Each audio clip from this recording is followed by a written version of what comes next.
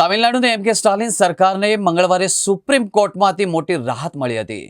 રાજ્યપાલ દ્વારા સરકારના 10 મહત્વપૂર્ણ બિલોને રોકવાના નિર્ણયને સુપ્રીમ કોર્ટે ગેરકાયદેસર જાહેર કર્યો છે.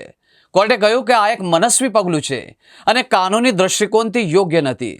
રાજ્યપાલે રાજ્ય વિધાનસભાને મદદ અને સલાહ આપવાનું હતું. સુપ્રીમ કોર્ટે તામિલનાડુ સરકારની અરજી પર બંધારણની કલમ 200ના અર્થઘટન સાથે સંબંધિત આ મહત્વપૂર્ણ નિર્ણય આપ્યો છે. રાજ્ય સરકારે રાજ્યપાલ પર વિધાનસભા દ્વારા પસાર કરાયેલા બિલોને રોકી રાખવાનો આરોપ પણ લગાવ્યો હતો. રાજ્યપાલે કહ્યું હતું કે તેમણે રાજ્ય સરકારને આ કાયદાઓ રોકવાની જાણકારી આપી હતી. તેમણે ઘણા કાયદા રાષ્ટ્રપતિ પાસે મંજૂરી માટે મોકલ્યા હતા. આમ કરવું તેમના અધિકાર ક્ષેત્રમાં છે. તમિલનાડુ સરકારે કહ્યું કે રાજ્યપાલ આર.એન. રવિએ 10 બિલોને મંજૂરી આપી નથી. આ બિલોમાંથી સૌથી જૂનું જાન્યુઆરી 2020નું છે. રાજ્ય વિધાનસભાએ ઘણા બિલો ફરીથી પાસ કરીને રાજ્યપાલને મોકલ્યા હતા. તેમની પાસે તે બિલોની મંજૂરી આપવા સિવાય કોઈ વિકલ્પ નથી. પરંતુ લાંબા સમય સુધી બિલોને પેન્ડિંગ રાખ્યા પછી હવે રાજ્યપાલ તેમને રાષ્ટ્રપતિ પાસે મોકલવાની વાત કરી રહ્યા છે. હવે ન્યાયાધીશ જે.બી. પારડીવાલા અને ન્યાયાધીશ આર. મહાદેવનની બેન્ચને ચુકાદો આપતા રાજ્યપાલ દ્વારા અપનાવવામાં આવેલી પ્રક્રિયાને ગેરકાયદેસર જાહેર કરી છે.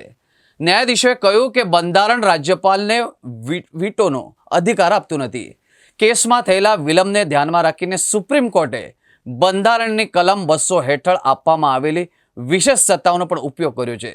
કોર્ટે આદેશ આપ્યો છે કે વિધાનસભામાંથી રાજ્યપાલને પાછા મોકલવામાં આવેલા 10 બિલોને તે જ તારીખથી મંજૂરી ગણવામાં આવશે જ્યારે તે પાછા મોકલવામાં આવ્યા હતા. કોર્ટે રાજ્યપાલ દ્વારા બિલોની મંજૂરી માટે સમય મર્યાદા પણ નક્કી કરી છે. કોર્ટે કહ્યું છે કે જો રાજ્યપાલ કોઈ પણ બિલને પુનઃવિચાર માટે વિધાનસભામાં મોકલવા માંગતા હોય તો તેમણે વધુમાં વધુ 3 મહિનાની અંદર આમ કરવું પડશે. વિધાનસભા દ્વારા ફરીથી પસાર કરાયેલા બિલને 1 મહિનાની અંદર મંજૂરી આપવી પડશે અને જો તેઓ કેબિનેટની સંબંધિત રાષ્ટ્રપતિને કોઈ પણ બિલ મોકલવા માંગતા હોય તો તેમણે 1 મહિનાની અંદર તેમ કરવું પડશે.